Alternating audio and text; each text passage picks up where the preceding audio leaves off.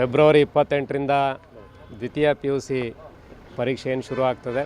ಇದು ನಮ್ಮ ವಿದ್ಯಾರ್ಥಿಗಳಿಗೆ ಒಂದು ಟರ್ನಿಂಗ್ ಪಾಯಿಂಟ್. ಯಾಕಂದರೆ ಇದಾದಮೇಲೆ ಮೆಡಿಕಲ್ಲು, ಇಂಜಿನಿಯರಿಂಗು ಮತ್ತು ಬೇರೆ ಬೇರೆ ಎಲ್ಲ ಒಂದು ಕೋರ್ಸ್ಗಳಿಗೂ ಕೂಡ ಇದೊಂದು ಟರ್ನಿಂಗ್ ಪಾಯಿಂಟು. ಆದ್ದರಿಂದ ತುಂಬ ಒತ್ತಡವನ್ನು ಇವತ್ತು ನಾವು ವಿದ್ಯಾರ್ಥಿಗಳು ಅನುಭವಿಸ್ತಿರೋದನ್ನು ನೋಡ್ತಿದ್ದೀವಿ.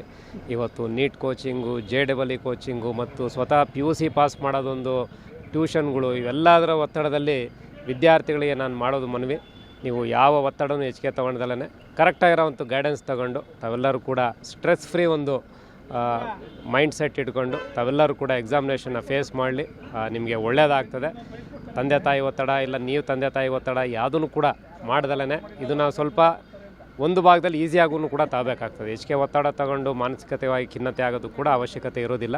ಆದ್ದರಿಂದ ನೀವು ಏನು ಕಳೆದ 1 ವರ್ಷದಿಂದ ಓದಿರ್ತೀರ ಮತ್ತು ಫಸ್ಟ್ PUC ಸೇರಿ 2 ವರ್ಷ ಓದಿರ್ತೀರ, ಆ ಒಂದು ಎಕ್ಸ್ಪೀರಿಯನ್ಸ್ ಮೇಲೆ ಒಳ್ಳೆಯ ಒಂದು ಟೀಚರ್ಸ್ ಗೈಡೆನ್ಸ್ ತಗೊಂಡು ಇವತ್ತು ತಾವೆಲ್ಲರೂ ಕೂಡ ಎಕ್ಸಾಮ್ನಲ್ಲಿ ಭಾಗವಹಿಸಿ ತಾವೆಲ್ಲರೂ ಕೂಡ ಒಳ್ಳೆಯ ಒಂದು ಅಂಕಗಳು ತಗೊಂಡು ಉತ್ತೀರ್ಣರಾಗಿ ನಿಮ್ಮ ಭವಿಷ್ಯ ಉಜ್ವಲವಾಗಲಿ. ಮತ್ತು ಪೋಷಕರಿಗೆ ವಿಶೇಷವಾಗಿ ಮಕ್ಕಳ ಮೇಲೆ ಹೆಚ್ಚಿಗೆ ಒತ್ತಡ ಕೊಡದಲ್ಲೇ ಮತ್ತು ಟೀಚರ್ಸು ಕೂಡ ಅವರಿಗೆ ಒಳ್ಳೆಯ ಗೈಡೆನ್ಸ್ ಕೊಟ್ಟು ನಮ್ಮ ಎಲ್ಲ 2ನೇ PUC ವಿದ್ಯಾರ್ಥಿಗಳು ಅತ್ಯುತ್ತಮವಾದಂಥ ಒಂದು ರಿಸಲ್ಟನ್ನು ನಮ್ಮ ಜಿಲ್ಲೆ ಮತ್ತು ರಾಜ್ಯಕ್ಕೆ ಕೊಡಲಿ ಅಂತ ಈ ಸಂದರ್ಭದಲ್ಲಿ ಅವರಿಗೆ ವಿನಂತಿಯನ್ನು ಮಾಡ್ತೇನೆ ಮತ್ತು ಶುಭವನ್ನು ಕೂಡ ಹಾರೈಸ್ತೇನೆ.